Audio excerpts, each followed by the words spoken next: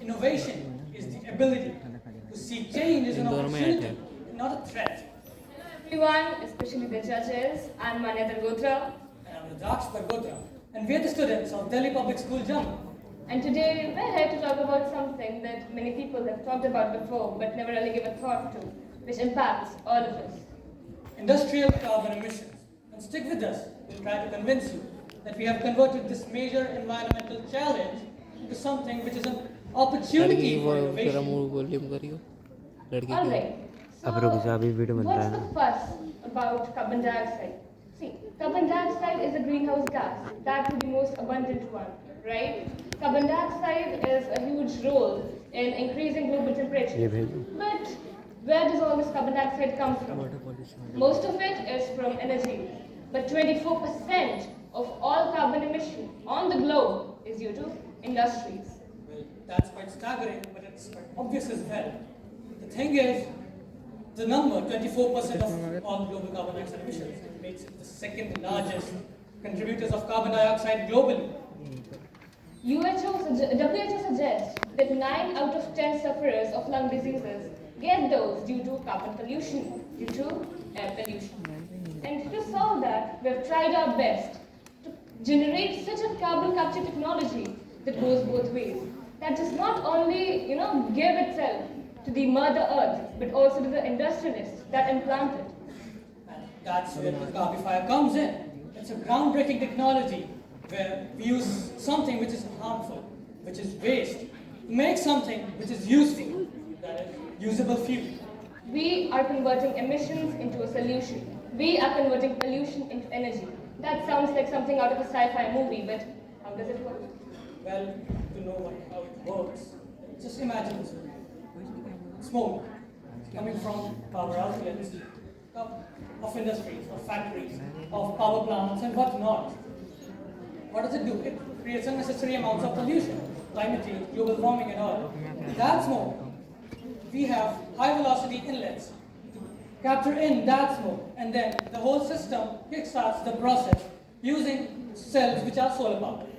This thing right here captures carbon, not just carbon, all the air, all the smoke coming out of the factory outlets.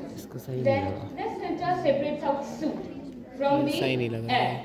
This thing right here, this is a soot filter. It takes out soot from every other thing, every other gas. And have you heard of Carling? Anyone? Now, Carling is a huge organization which converts soot from industrial materials into dyes, into pigments, into colors, and that's a huge way of giving a path to eco-sustainability, right? This soot can be reused, so we're already reducing waste. And the soot-free gases, which are like sulfur oxides and whatnot, those fumes, along with carbon dioxide, then move to a zeolitic chamber.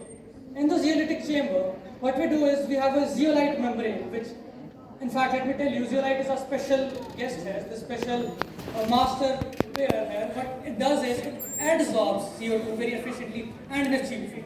So what happens here is CO2 gets separated from all the other fumes, and all the other fumes are then separated out through an outlet, and we are just left with the CO2 into the system.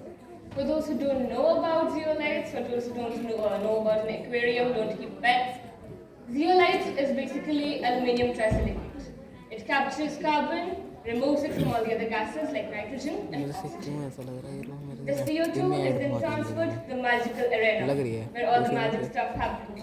This is the electrolytic cell, which works on solar power, so it's energy efficient. Basically, CO electrodes are used, which are tinned, to control the splitting. And they split the CO2 into carbon monoxide. Don't be scared, it's not going to harm you right now. Hydrogen gas and oxygen gas. The carbon monoxide and hydrogen safely, keyword, safely, travel to the pressure chamber. And pressure chamber is another area where the magic happens. So we are doing a lot of awkward stuff here. In this pressure chamber, what happens is we have conditions of high temperature, around 1.5 to 2 atm, and we have some temperature of about 250 degrees Celsius, which is by some induction. And what happens here is CO, which is carbon monoxide, which just broke down from carbon dioxide, and H2, which is hydrogen. They combine, they react, due to a process which is similar to Sebastian process. And they make CH4, which is methane.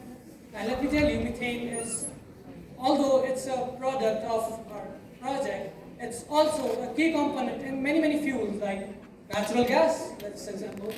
And methane, actually making methane at your home can actually reduce the dependence on fossil fuels.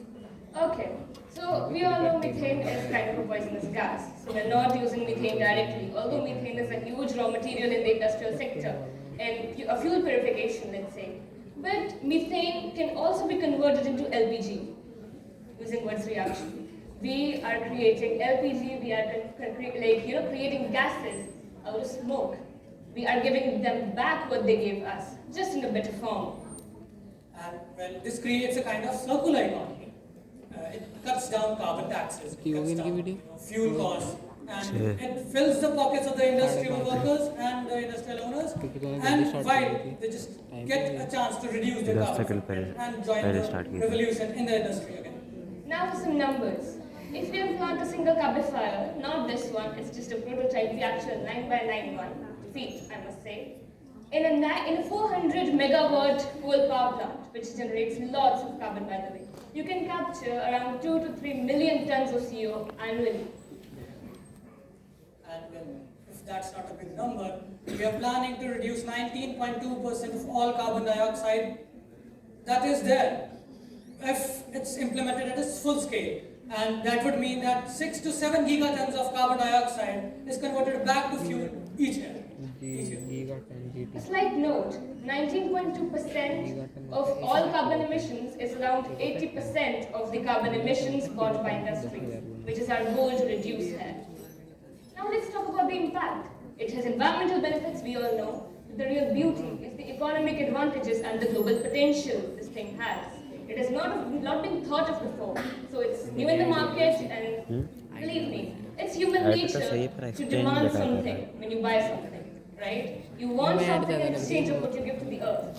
This thing purifies Mother Earth, but at the same time, it gives industries fuel to work with. It creates just not a circular economy, but a circular reaction as well, right? And we are moving towards net zero economy. Yeah. Also, this was all about the Carbifier bit. What's next? What have we planned? What's the way ahead? First off, we'll be implementing real-time monitoring through cloud data.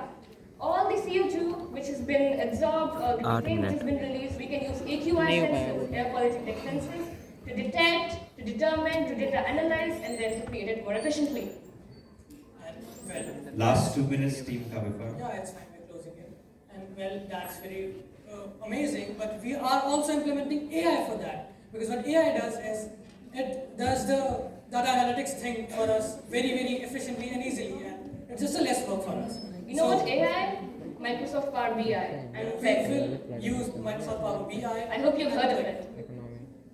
We have used it as well, and Microsoft Power BI and Click, these softwares, what would they do is, they would not even just show us what's the impact of this, they would also display it to the factory owners, the workers there. And also we have AQI sensors and display planned to be implemented in this project, so that everyone who passes by and everyone who is working there gets to know how carbon footprint is getting reduced by the particular 1 industry. minute. I wanted to talk more about public awareness, but since we're short on time, I guess I'll do that in the question answering. Would that be alright? You ask some questions. Alright. So, I'd like to finish this off with saying that future prediction is not really a thing. So the best way to predict the future is to create it. ये लोग मेरा software use कर रहा है